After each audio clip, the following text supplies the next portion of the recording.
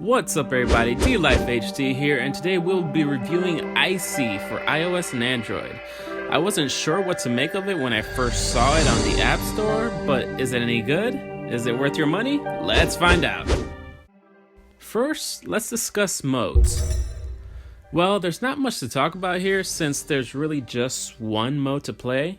All there is here is story mode. So, since that's the case, instead of discussing modes, let's discuss the amount of options that they give you.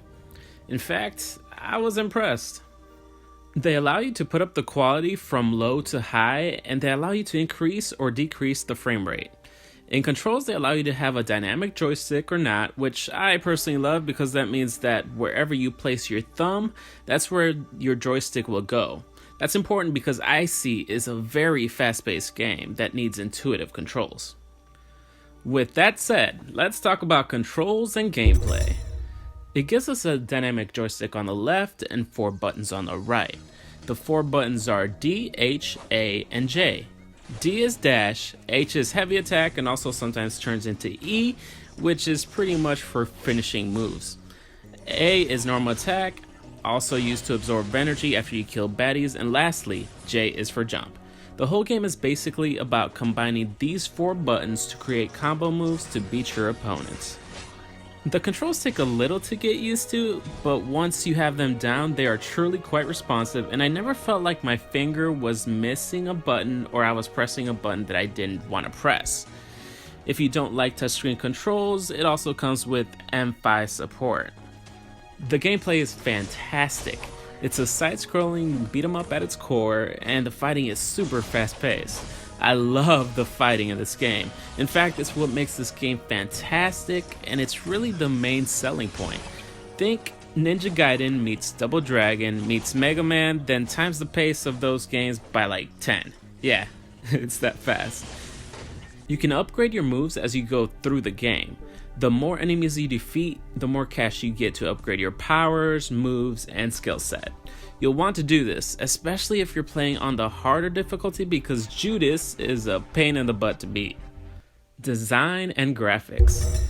When you first start the game, the design is really minimalistic.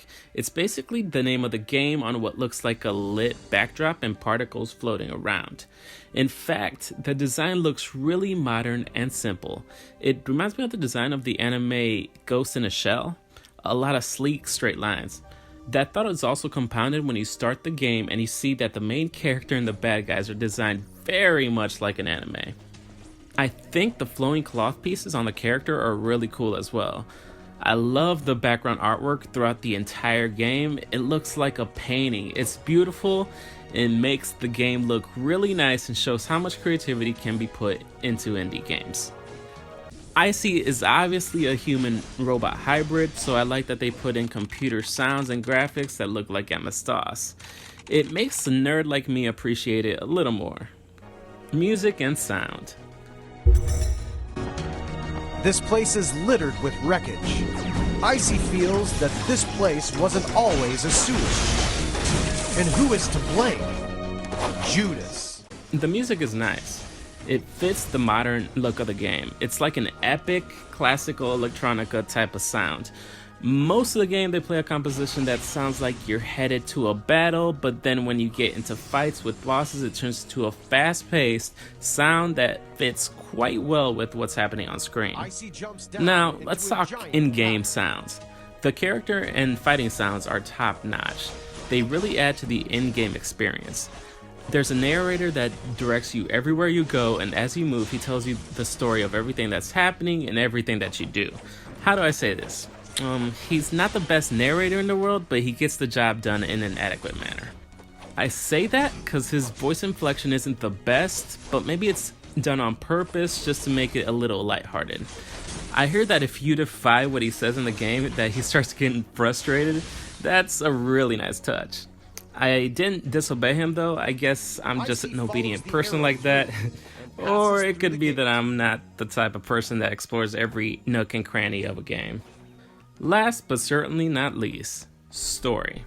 We might get into spoiler territory here, so don't say I didn't warn you. When we first start the game, it starts with a tutorial just to get you used to the controls and stuff. Then right after the tutorial, it gives you the option to pick a story-focused game or a battle-focused game. I thought this was a question for my preferred type of game, but it's really for difficulty purposes. Either way, I chose story because I prefer my games to be more story-focused. The story kind of starts out like Mega Man. You're faced with this boss that you're really not supposed to defeat, and he blasts you. You're then taken to a screen full of error messages, and you then try to repair yourself. You're then found in a water chamber where you're being preserved, and the narrator says that your only mission is to destroy Judas, the bringer of the apocalypse. Not gonna lie, I like the biblical references. Even though Judas was obviously not the best dude in the world, basically the whole point is to make it through numerous bosses and numerous terrain until you find Judas at the top of the tower and defeat him. It's not the most in-depth story, but the fighting in it completely makes up for it. When you get to Judas and you've upgraded your player enough, you feel like you've accomplished something. Even though the campaign mode is only going to take you like 2.5 hours to beat, and that's really all you can ask for from a game that will only cost you $2.99. I like the little touches though. Like every time that you died, if you die enough times, you'll end up with something like this. It's like they're mocking you for dying. All in all, I loved playing this game. I thought it was really fun. In fact, it's so fun that I'm gonna go back to it and play it on the harder mode. Do I wish that the game had a more in-depth story and was a little longer? Sure. But for $2.99, I couldn't really ask for more. The harder difficulty will probably take you about 4 hours to beat, and if you go back and explore everything, it'll probably take you even longer.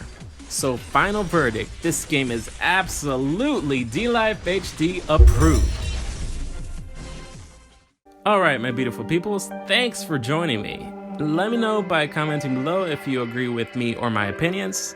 If you like this video, remember to smash that like button because it really helps me out a lot.